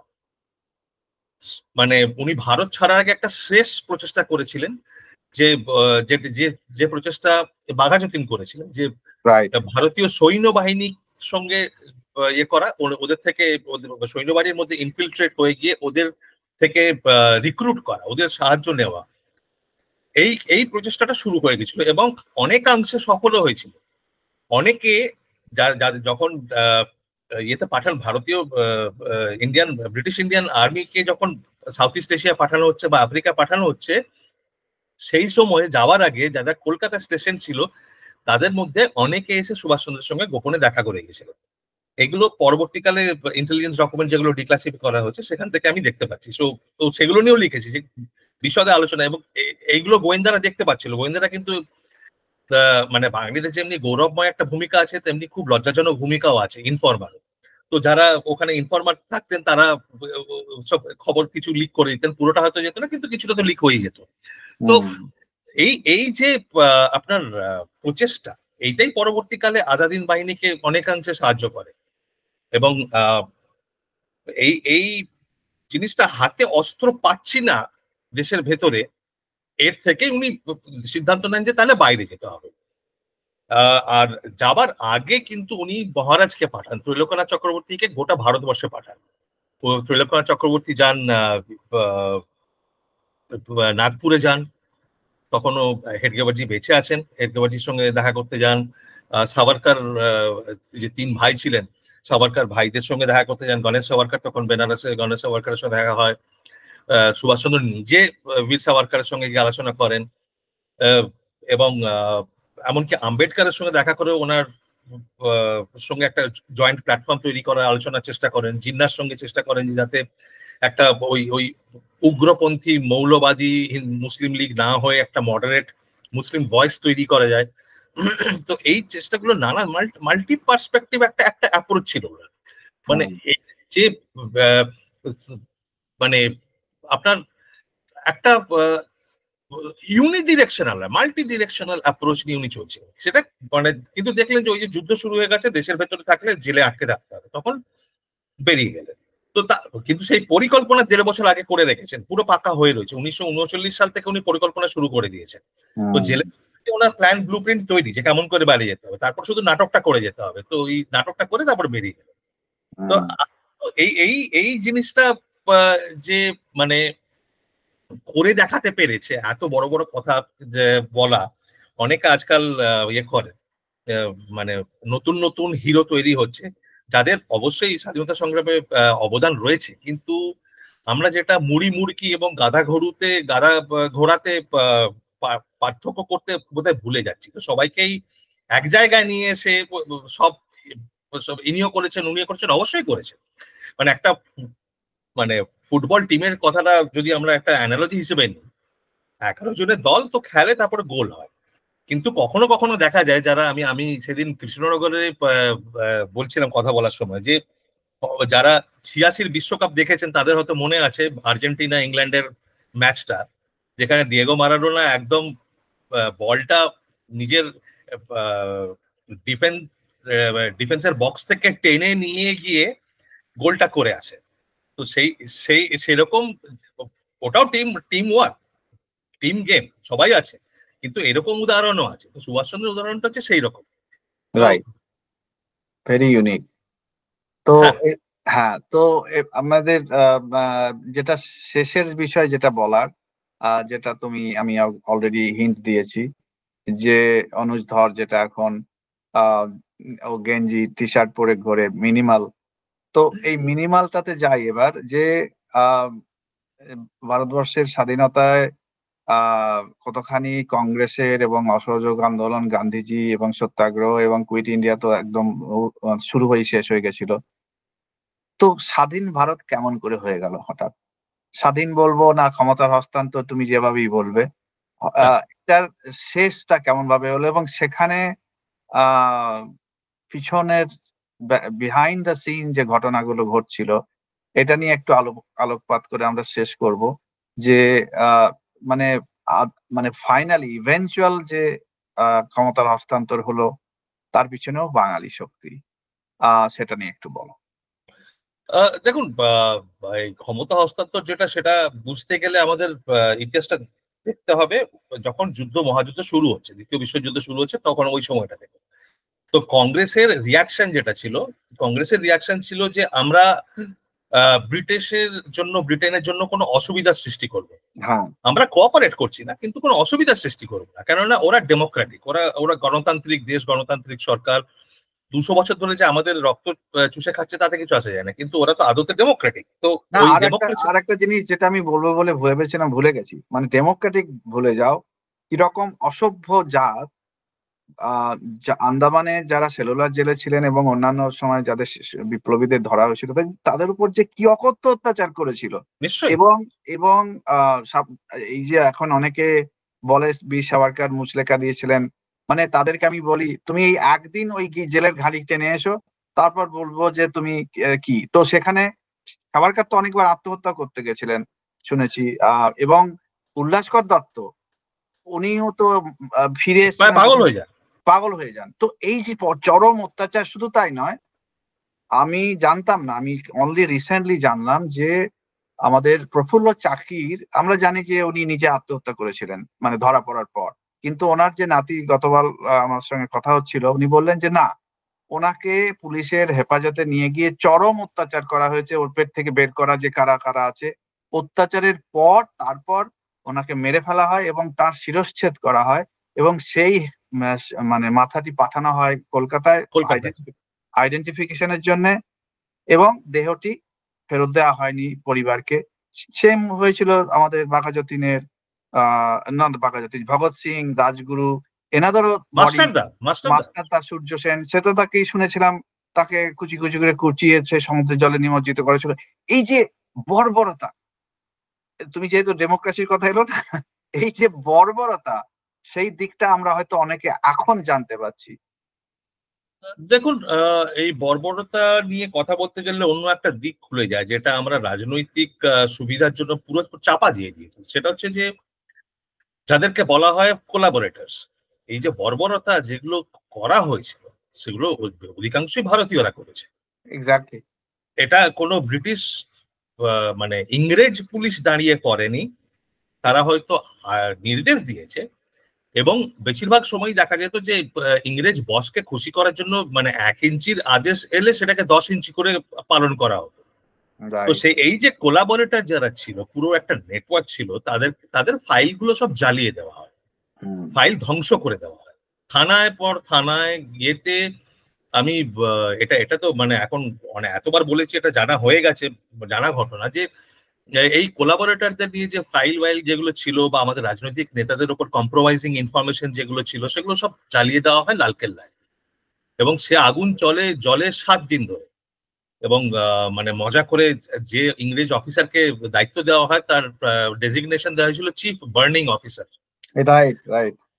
তো এই এই এই পরিমাণে যে আমাদের প্রিন্সলি স্টেটে যারা মহারাজ ছিলেন ওই রাজ্যগুলো, তাদের ফাইল নিয়ে গিয়ে মানে মরুভূমিতে নিয়ে গিয়ে সব জ্বালিয়ে দেওয়া হয়। যেগুলো বেঁচে থাকে সেগুলো ব্রিটিশরা নিয়ে চলে যায়। এটা জানেন তো যে এই এই রাজাদের ফাইল ব্রিটিশরা যাওয়ার সময় ভারত সরকারের হাতে দেয়নি। অন্যান্য ফাইল যেমনি রেখে গিয়েছিল, এই রাজাদের ফাইল কিন্তু ভারত সরকারের হাতে দেয়নি, জানা যায় নিজেরা নিয়ে গেছে। জানতাম না। না। আচ্ছা, তো এটা এটা এটা ওরা নিজেরা নিয়ে গেছিল, এটা ভারত সরকারের হাতে দেওয়া হয়। বুঝেছি। তো এ, কত যে কেচ্ছা কাহিনী রয়েছে। এই যে কোলাবরেটরদের যে বিশাল নেটওয়ার্ক, দেশ কি এমনি এমনি পিছিয়ে পড়েছে? তো ওটা এত বছর ধরে রাজত্ব করেছে কিভাবে? কোলাবরেটর দিয়ে। তো তা না হলে ওই কয়েক হাজার ইংরেজ দিয়ে কিভাবে দেশ চলবে? তো চালাতে পারে না। Exactly, exactly. তো জালিয়ানওয়ালা বাগে যারা গুলি করেছে তারা তো ভারতীয়, তারা তো ভারতীয়, রাইট। গোর্খা। তো টেগার তো নিমিত্ত মাত্র ছিল। তো যাই হোক, ফিরে যাই আবার ওই যে শেষে মেশে আমরা যে তিরঙ্গা নিয়ে আজকে আমরা এত নানা রকমের কার্যকলাপ হচ্ছে, তো শেষমেশ কিভাবে হলো 42 সালের কুইট ভারত তো ছাড়ো 42 আন্দোলন? আপনি আপনি দেখুন, এবার এবার হচ্ছে এবার এই কংগ্রেসের একটা পজিশন নিল যে আমরা ব্রিটিশের করবো না বা বিরোধিতা করবো না। সুভাষচন্দ্র পুরো অন্য লাইন নিয়ে দেশ ছেড়ে চলে গেলেন। এবার কংগ্রেসকে খুশি করতে ক্রিপস মিশনকে পাঠানো হলো যে চাও একটু ক্ষমতা দিয়ে এসো, ভাইসরয়েস এক্সিকিউটিভ কাউন্সিলে বসাও। কংগ্রেস বললো আমাদের প্রতিশ্রুতি দাও যে তাহলে ইয়ে হবে, যুদ্ধ শেষ হলেই কনস্টিটিউয়েন্ট অ্যাসেম্বলি বসবে, দেশ স্বাধীন করা হবে। বললো ঠিক আছে, কনস্টিটিউয়েন্ট অ্যাসেম্বলি বসানো হবে, ডোমিনিয়ন নিয়ে কথা হবে। তো এই সব আলোচনা হলো, তো ক্রিপস মিশনও ভেস্তে গেল। ওই একটা পোর্টফোলিও নিয়ে, যে ডিফেন্স মেম্বারের পোর্টফোলিও ভারতীয়দের দিতে হবে, সেটা নিয়ে কংগ্রেস আটকে গেল, তো হলো না, ক্রিপস ফিরে গেল। তারপরে ভারত ছাড় আন্দোলন শুরু হলো। ভারত ছাড় আন্দোলনের ডাক দিলেন গান্ধীজি 9ই আগস্ট আপনার আজাদ ময়দানে বম্বে থেকে। 9ই আগস্ট রাত্রিবেলা, 10ই আগস্টের ভোর রাত্রে পুরো কংগ্রেস যত লিডারশিপ ছিল, ওয়ার্কিং কমিটির সবাইকে তুলে নিয়ে যাওয়া হলো, সিনিয়র লিডার যারা ছিল তুলে নিয়ে যাওয়া। তো ওখানেই আন্দোলন শুরু হওয়ার আগেই শেষ। কিন্তু যে পরবর্তী যে 4-5 মাস তীব্র আন্ডারগ্রাউন্ড একটা মুভমেন্ট চলে, বিশেষ করে বেঙ্গল, বিহার, ইস্টার্ন উত্তরপ্রদেশ, বম্বে, অন্ধ্রর কিছু জায়গায়, এই জায়গায় তীব্র বিয়ে চলে, যে সাবোটাজের কাজ চলে, আপনার ইনফ্রাস্ট্রাকচার ধ্বংস করার কাজ চলে। সেখানে ইংরেজ সৈন্যবাহিনী প্লেন নিয়ে ভারতীয়দের উপর গুলি করে মারে। তো প্লেন চালিয়ে তারা মানে ইনডিসক্রিমিনেটলি শুট করে ভারতীয়দের মারা হয় হাজারে হাজারে, সেরকম কাজ দিয়েছিল। তখন কমিউনিস্ট পার্টি ইংরেজ সরকারের বন্ধু হয়ে গেছে। তো ফলে ওরা খবর দিচ্ছে, পিসি যোশী রেগুলারলি টটেনহ্যামের সঙ্গে দেখা করছে, বা ভারতীয় যারা ব্যুরোক্র্যাট আছে তাদের সঙ্গে আলোচনা হচ্ছে। তারা বলে দিচ্ছে আপনার পিপলস ওয়ার, এই ধরনের খবরের কাগজে কি লেখা হবে না হবে, হ্যান ত্যান। সুভাষচন্দ্র বোস নিয়ে তখন বিশাল আলোচনা চলছে এতে, যেটা লোকে জানে না। আপনার প্ল্যাটফর্মে আমি এটা প্রথম বলছি, এটা আমি জানি না ঐতিহাসিকদের নজর কিভাবে এটা এড়িয়ে গেছে, যে হিংসামূলক যে কাজ এত হয়েছিল ভারত ছাড় আন্দোলনে, যে গান্ধীজি বেরিয়ে এসে সেটাকে ডিজোন করে, বলেন এটা আমার ইয়ে করা। চৌরি চৌরাতে শুরু হলো। চৌরি চৌরা তো সেই 1922 সালে। আচ্ছা, না, ভারত ছাড় থানা আন্দোলন জ্বালিয়ে দিল, যেটা সেটা 1922 সালে, সেটা 1922 সালে। আচ্ছা, এটা এটা হচ্ছে আপনার ভারত ছাড়ো কুইট ইন্ডিয়া মুভমেন্টে যে Yes. এত ভায়োলেন্স হয় যে গান্ধীজি ওটাকে বলেন এটা আমরা আমাদের প্ল্যান ছিল না, আমরা করিনি, এই মুভমেন্টটা আমাদের নয়, এটা এরা যা করেছে সেটা আপনাদের কাজকর্মের রিয়াকশনে করেছে। তো হুম, কংগ্রেস ওটাকে পুরো ডিজোন করে দেয়, আজকে ক্রেডিট নিতে চায় কিন্তু সেই দিন কংগ্রেস ডিজোন করে দিয়েছিল। এই যে ভায়োলেন্স যেটা হচ্ছিল সেটা তার পেছনে ছিল দুটো রাজনৈতিক দল। সেই সময়কার কমিউনিস্ট মুখপত্রগুলো পড়লে বুঝতে পারবেন, জানতে পারবেন। আমি রিসার্চ করতে করতে দেখছিলাম যে দুটো রাজনৈতিক দল এই পুরো জিনিসটার পেছনে ছিল। একটা ছিল আহ, কংগ্রেস সোশ্যালিস্ট পার্টি জয়প্রকাশ নারায়ণের, রাম মনোহর লোহিয়া, আর দ্বিতীয়টা ছিল ফরওয়ার্ড ব্লক। তো এই ফরওয়ার্ড ব্লক আর কংগ্রেস সোশ্যালিস্ট পার্টি এই দুটো দলের জন্য এই ভারত ছাড় আন্দোলনটা কিন্তু এমন একটা রূপ নিয়েছিল যেটাকে ইংরেজরা ভয় পায়। ওটা গান্ধীজির জন্য নয়, গান্ধীজির বিরোধী যারা তাদের জন্য। রাইট, তো এই এই এখানে আপনার এবং সেটা মানে বিশাল একটা রূপ নেয় বেঙ্গলে। বেঙ্গলে তখন তখন ফেমিন চলছে, বাংলার আপনার দুর্ভিক্ষ চলছে বিশাল, 1943 সালে দুর্ভিক্ষ। কিন্তু ওই জাপানিরা আসছে এই খবর পৌঁছে গেছে, কারণ নেতাজি তখন ব্রডকাস্ট করছেন জার্মানি থেকে, জাপান থেকে ব্রডকাস্ট আসছে, রেডিও স্টেশন সব জায়গায় বসিয়ে দেওয়া হয়েছে, তো ফলে সাধারণ লোকও শুনতে পাচ্ছে রেডিওতে। তখন একটা মানে আহ, এইটা একটা ধারণা হয়ে গেল যে সুভাষচন্দ্র এলে উনি চাল নিয়ে আসবেন, তো আচ্ছা, লোকে খেতে পাবে। ফলে কমিউনিস্ট পার্টি তখন দিশেহারা যে লোকে এই রকম ভাবে যদি ভাবে তাহলে আমরা কিভাবে আটকাবো। তো তোজোর সেই কুকুর নিয়ে যাকে বলেছি সে যদি চলে আসে। হ্যাঁ, সে তো আসছে, সে আসছে এবং সে এসে তার তার আশাটা সমস্যা নয়, তার আশাটা হয়তো ব্রিটিশ সৈন্য আটকে দেবে, কিন্তু যদি দেশের লোক, যে বাংলার লোক যদি উঠে পড়ে তাকে স্বাগত জানাতে যায় তাহলে কি হবে, তাহলে তো পুরো ঢুকে পড়বে হুড়মুড়িয়ে। তো এই এই ভয়টা সে তো যখন ছিল, দুদিকেই সে তো দুদিকেই প্রবলেম, কমিউনিস্টদেরও প্রবলেম, কংগ্রেস লিডার নেহরুর মতো লোকেদেরও প্রবলেম তখন। কংগ্রেস তখন পুরোটা জেলে, ফলে কংগ্রেসের অতটা ইয়ে নেই, অতটা মানে আচ্ছা, আচ্ছা, সংগঠন বাইরে নেই যে করবে, তখন পুরো জায়গাটা নিয়ে নিয়েছে দুটো দল যেটা বাইরে রয়েছে। এক হচ্ছে আপনার কমিউনিস্ট পার্টি আর একটা হচ্ছে আপনার মুসলিম লীগ। হিন্দু হুম, মহাসভাও তখন বেশিরভাগ বাইরে, কিন্তু হিন্দু মহাসভার ওই সংগঠনের কাজ তখন সেরকম ভাবে কিছু নেই। হিন্দু মহাসভার প্রায় মানে আহ, একদম আহ, কি বলবো মানে মানে কোনো কাজকর্ম সেরকম ভাবে বিশেষ কিছু দেখা যাচ্ছে না। তো এই কমিউনিস্ট পার্টি আর মুসলিম লীগ খুব অ্যাক্টিভ তখন, এবং দুজনেই তখন এদের বিরোধী, আহ, সুভাষচন্দ্রের বিরোধী। কারণ সুভাষচন্দ্র এলে একটা হচ্ছে পার্টিশন হবে না, যেটা মুজিবুর রহমান নিজের আত্মজীবনীতে পরে লিখে গেলেন, যে আমাদের আমরা শুনতাম ওনার বক্তৃতা শুনতাম, মনে প্রাণে চাইতাম যে উনি ফিরে আসুন, কিন্তু সঙ্গে সঙ্গে এটাও মনে হতো যদি যদি ফিরে আসে তাহলে তার দেশ ভাগ হবে না, পার্টিশন হবে না। পাকিস্তান হবে না। না, তো এই এই এই ডিলেমাটা ছিল। তো এই এই এই সব করতে করতে যখন যুদ্ধ শেষ হলো তখন কংগ্রেস প্রায় শেষ, সংগঠন শেষ, কংগ্রেস সংগঠন বলে কিছু নেই। যখন নেতারা বেরোতে শুরু করলো 1945-এর জুন জুন মাসে, তার আগে আপনার 45-এর গোড়া অবধি চার্চিল তখন প্রাইম মিনিস্টার, উনি ভারত নিয়ে আলোচনা করতেই রাজি নন। গোটা ভারতে তখন একটি মাত্র লোক যে চেষ্টা চালিয়ে গেছে যে ভারতকে অন্তত একটা ডোমিনিয়ন ডোমিনিয়ন স্ট্যাটাস স্ট্যাটাস, দেওয়া হয়। ডোমিনিয়ন স্ট্যাটাসও না দেওয়া হোক, একটা সেলফ গভর্নিং একটা স্ট্যাটাস দেওয়া হোক, আরো বেশি ভারতীয়দের ওপর হাতে ক্ষমতা তুলে দেওয়া হোক। কেবলমাত্র একজন লোক চেষ্টা করে গেছেন, এবং যার চেষ্টার ফলে মানে মরিয়া চেষ্টার ফলে, প্রাণপণ চেষ্টার ফলে চার্চিল অবশেষে রাজি হন ভারত নিয়ে আলোচনা করতে বা কথা বলতে। তা সেই লোকটি কিন্তু ভারতীয় না, সেই লোকটি ছিল ফিল্ড মার্শাল ওয়াভেল। চিঠির পর চিঠি লিখে গেছে চার্চিলকে বুঝিয়ে যে আপনি ভেবে দেখুন এর ইম্প্যাক্ট কি হবে, অবিলম্বে হাতে ক্ষমতা দেওয়া দরকার, এইসব চার্চিল গ্রাহ্য করতেই রাজি নয়। ফের শেষ ডেকে পাঠান, অপমান করেন, ইয়ে হয়। শেষ পর্যন্ত মানে ওয়াভেল এই অ্যাটিটিউডে এত ওনারা বিরক্ত, পলিটিক্যাল ক্লাসে তো বিরক্ত হয় যে লেবার পার্টি পাওয়ারে আসার পর অ্যাটলি বিরক্ত হয়ে ওয়াভেলকে সরিয়ে দেয়, তখন মাউন্ট ব্যাটেনকে নিয়ে আসবে।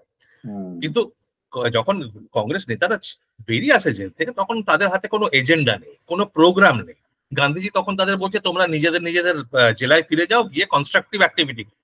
কনস্ট্রাকটিভ অ্যাক্টিভিটিটা কি, যে খাদি চরকা কাটো, অ্যালকোহল সেল বন্ধ করো, স্কুল কলেজে সেবা দল, দেখভাল করো, এই সেবা এই এই দলের হচ্ছে কাজ। কংগ্রেসের এজেন্ডা।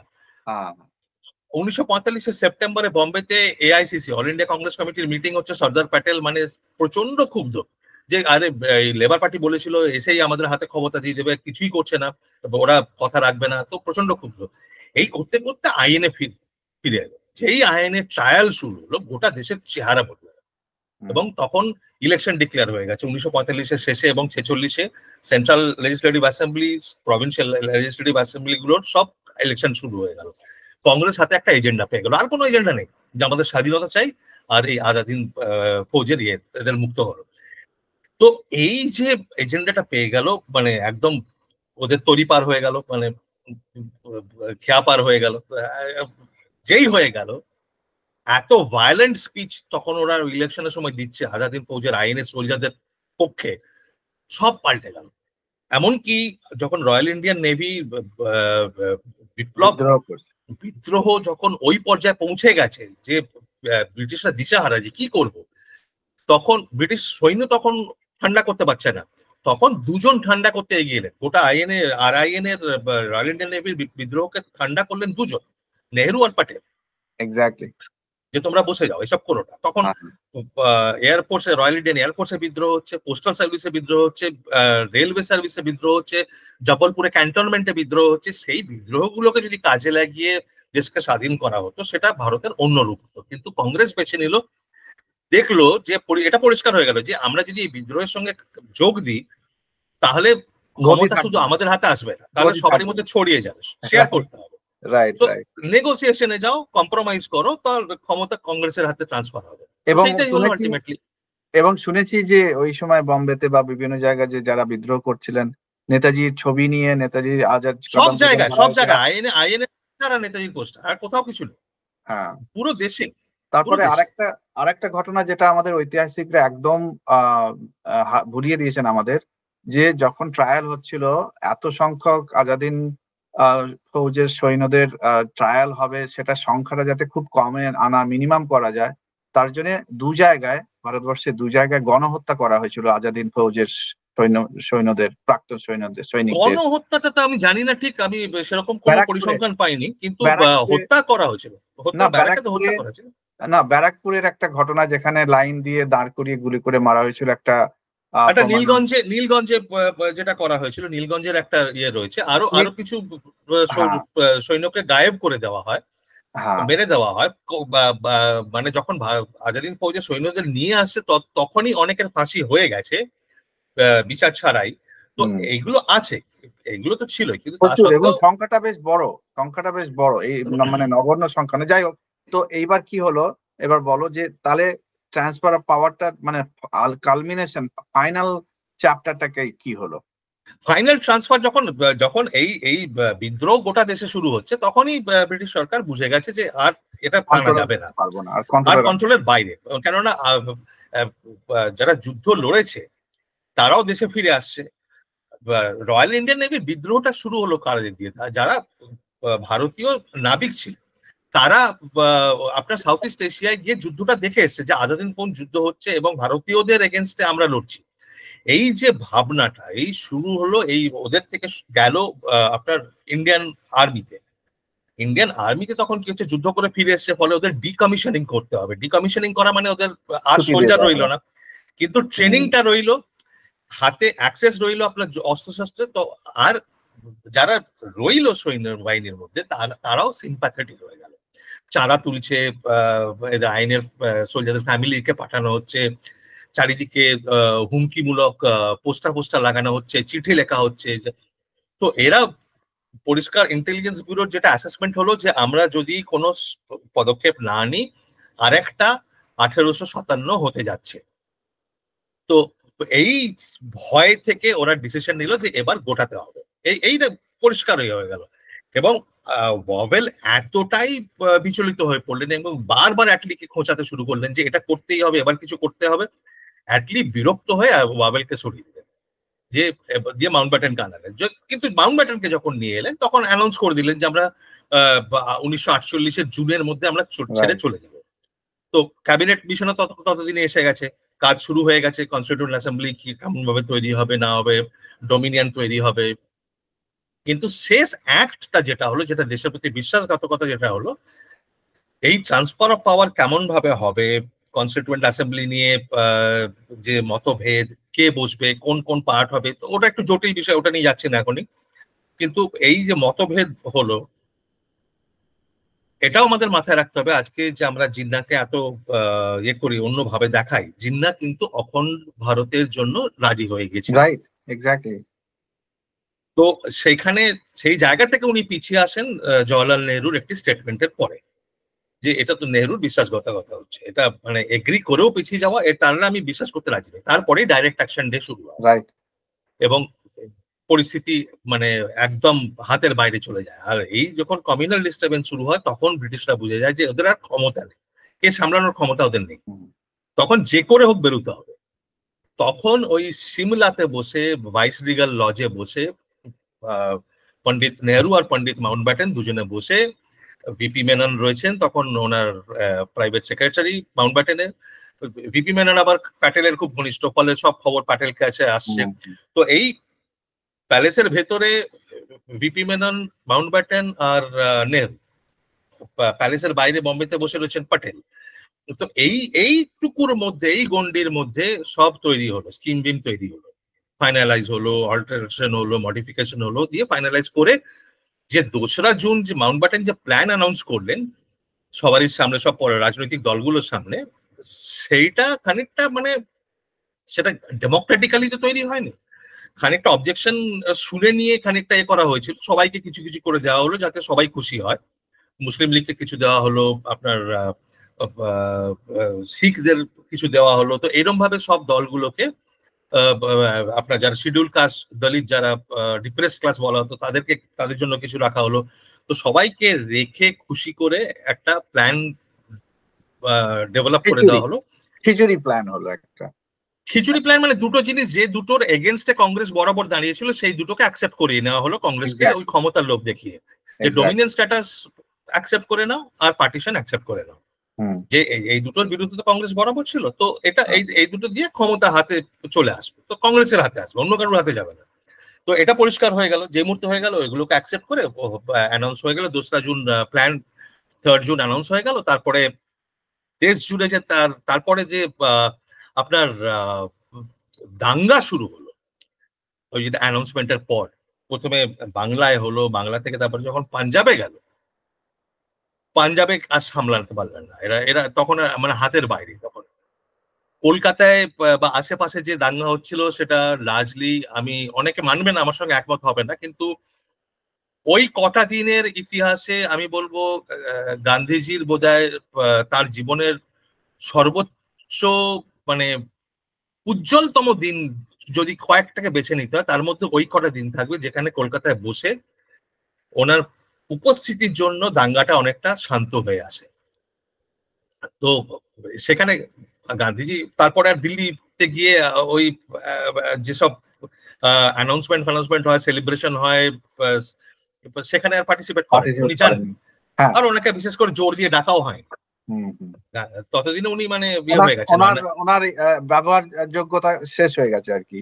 হ্যাঁ, মানে উনি থাকলে অসুবিধার সৃষ্টি হবে না, ওখানে সবারই পক্ষে অসুবিধার সৃষ্টি হবে। হ্যাঁ, তো মানে আমি একটু অ্যাকচুয়ালি আবার মানে কনক্লুড করার দিকে যাচ্ছি। তো বোঝা গেল যে কিভাবে ক্ষমতার হস্তান্তর কিভাবে পৌঁছলো। আর একটা জিনিস যেটা না বললেই নয়, আমাদের বিষয়টা ছিল যে বাংলার অবদান স্বাধীনতা সংগ্রামে এবং স্বাধীনতার জন্য। তো সেক্ষেত্রে দেখা যাচ্ছে যে শেষমেশ আবার সেই আইএনএ, সেই নেতাজিকেই আসতে হলো রেস্কিউ হিসেবে। আরেকটা ঘটনা যেটা আমি শ্রোতাদের যে জ্ঞাতার্থে বলছি, যে যে সারিলা, যিনি মাউন্টব্যাটেনের যিনি এডি ক্যাম্প ছিলেন, উনি ওনার জীবনীতে লিখে গেছেন যে এই যে পাকিস্তান তৈরির যে পরিকল্পনা, এটা নাকি অনেক আগে থেকেই হচ্ছিল। এবং হ্যাঁ, তো মুসলিম লীগকে কাজে লাগানো হলো সেটা করানোর জন্য, এবং জিন্নাহকে পরে। কিন্তু যেটা মানে যেটা, যে তুমি যেহেতু চার্চিলের কথা বললে এবং অ্যাটলির কথা নিয়ে এলে, আমি শুনেছি যে চার্চিল নাকি অ্যাটলিকে বলেছিল, আচ্ছা ঠিক আছে, ভাগটাগ করা যা, তখন আর প্রধানমন্ত্রী নেই, অ্যাটলি প্রধানমন্ত্রী, ভাগটাগ যা করার করো, আমাদের জন্য যেন একটু জায়গা রেখে দিও, যাতে ওই মিডল ইস্ট, রাশিয়া, এই এই পুরো এরিয়াটাকে আমরা ম্যানেজ করতে পারি। তো সেই পাকিস্তানের প্ল্যান আগে থেকেই হয়তো ছিল, এবং মুসলিম লীগকে ইউজ করা হলো, এবং এমনকি ফাইনালি কংগ্রেসও played into it. But anyway, তো আজকে শেষ করব, তুমি শেষ কমেন্ট বলো আর একটু, যে এবার সামারিতে যে বাংলার বা বাঙালির অবদান এই ভারতবর্ষের যে আজকে ৭৯তম স্বাধীনতা দিবস পালন হচ্ছে, এখানে মানে শেষ কথাটা তুমি বলো। শেষ শেষ কথা কি বলবো এটা নিয়ে এখন, মানে আমি 1883 1880 দশকের বাংলা আর আজকের বাংলা এই দুটোকে, মানে যারা শুনছেন, দর্শক যারা রয়েছেন, তাদেরকে বলবো যে তারাও একটু এটা তুলনা করে দেখবেন যে ভারতবর্ষে বাঙালি দাপট তখন কি জায়গায় ছিল। শুধু ভারতবর্ষে কতটা দাপট ছিল, কতটা ইনফ্লুয়েন্স ছিল, শুধু সেই মাপে নয়, সেই ইয়েতে নয়, এটাও ভেবে দেখুন যে বাংলা থেকে যে মনীষী তখন যত মনীষী উঠে এসছে, তাদের মানে ইন্টেলেকচুয়াল হাইট, তাদের অ্যাচিভমেন্ট, তাদের যে গোটা দেশকে ইনফ্লুয়েন্স করার, অনুপ্রাণিত করার, ইন্সপায়ার করার যে ক্ষমতা, সেই বাংলা থেকে আজকে আমরা কোন বাংলা এসে পৌঁছেছি। এবং অনেকে বলেন এটা পরিকল্পনা করে বাংলাকে শেষ করা হয়েছে, কিন্তু তাতে বাঙালিদের রোলটাই বেশি, বাঙালিদের দায়িত্ব বেশি, বই কম নয়। তো আমরা নিজেরা আত্মঘাতী বাঙালি, ওই নামটা আবার আমি নিয়ে আসছি, আমরা নিজেরাই ধীরে ধীরে ধীরে ধীরে এই যে দেশটাকে, যাত্রাকে শেষ করেছি, আমাদেরই উঠে দাঁড়াতে হবে আবার, যদি আমরা সেই মানে গৌরব পুনরুদ্ধার করতে চাই এবং আরো বেশি বাড়াতে চাই, তাহলে আমাদের বাঙালিদেরই নিজেদের উঠে দাঁড়াতে হবে, এটা অন্য কেউ করে দেবে। হ্যাঁ, ঠিক, খুবই খাঁটি কথা বলেছো চন্দ্রচূড় ভাই। কারণ আজকে এমন একটা সিচুয়েশন দেখা যাচ্ছে, বিশেষ করে এই মুর্শিদাবাদের ঘটনাতে, যে বাংলার মাটি থাকবে কিনা সেই নিয়েই অনেকে এখন চিন্তা করছেন। যাই হোক, তো আম, আমরা আশা করি যারা আমাদের পূর্বসূরি ছিলেন, মনীষী ছিলেন বাংলা থেকে, তাদের অনুপ্রেরণাটা আমাদের কাছে যেন ফিরে আসে, তাদের আশীর্বাদ ফিরে আসে। ঋষি বঙ্কিম, অরবিন্দ, বিবেকানন্দ, রামকৃষ্ণ, রবীন্দ্রনাথ, এদের আশীর্বাদ নিশ্চয়ই আছে, শুধু নেওয়ার আমাদের আধার হতে হবে সেটাকে নেবার, এবং তাহলেই আমরা আরো কিছু করে যেতে পারবো। তো আজকে এইভাবেই শেষ করি অনুষ্ঠান। খুবই ভালো লাগলো, অনেক নতুন তথ্য জানলাম তোমার কাছ থেকে, এবং তোমার বই সামনে থাকলে তুমি দেখাতে পারো তোমার নতুন বইটা, আমি জানি না হাতের কাছে আছে কিনা। আহ তো আহ নামটা বলে দাও তাহলে আর বোস একবার। Deception, the Bose deception. The Bose deception. এবং যদি কেউ আহ, চন্দ্রচূড়কে এবং অনুজ ধরকে আপনারা আমন্ত্রণ করতে চান ভারতবর্ষের যে কোনো প্রান্তে, আমন্ত্রণ করলে ওনারা আরো বেশি অনেক তথ্য দিতে পারবেন। আমি এই মুহূর্তে আরো দুটো বই নিয়ে কাজ যেটা করছি, ফাইনালাইজ হওয়ার মুখে, যেটা আমি বলে দিই আপনার দর্শকদের, হয়তো তারা মানে এটা তাদের ইন্টারেস্টে আসবে, যে এই 100 বছর হতে যাচ্ছে আরএসএস এর, রাষ্ট্রীয় স্বয়ংসেবক সংঘের। তো ওই রাষ্ট্রীয় স্বয়ংসেবক সংঘের 100 বছরের ইতিহাস নিয়ে লিখেছি, তো ওটা এখন ফাইনাল স্টেজে।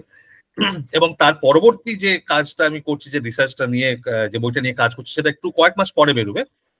সেটা হচ্ছে যে, যে প্রশ্নটা দিয়ে আমি শেষ করলাম, যে বাঙালি মা যা ছিলেন এবং মা যা হইয়াছেন, সেই বঙ্কিমের সেই লাইনটার উপরে বইটার থিম, যে বাঙালির যাত্রা, বাঙালির মানে জার্নি, যাত্রা মানে থিয়েটার নয়, যাত্রা মানে জার্নি, বাঙালির যাত্রা রামমোহন থেকে মমতা বন্দ্যোপাধ্যায়, এই কেমন করে এটা এই যে এভলিউশনটা, সেটা কেমন করে হলো, কেন হলো, সেইটা বাহ, সেইটা নিয়ে। খুবই গুরুত্বপূর্ণ বিষয় এটা। আশা আমরা আমরা চেয়ে থাকবো এই বইটা তো যত তাড়াতাড়ি সম্ভব বেরোনোর জন্য, এবং পড়বো এবং অনেক নতুন তথ্য জানবো আশা করছি।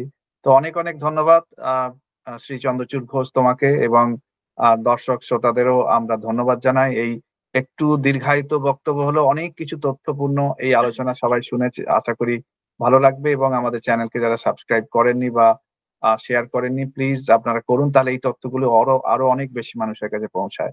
তো বাংলা বারের পক্ষ থেকে সবাইকে ধন্যবাদ ধন্যবাদ। কাঞ্চন, হ্যাঁ, ধন্যবাদ। নমস্কার, জয় হিন্দ, বন্দে মাতরম। জয়।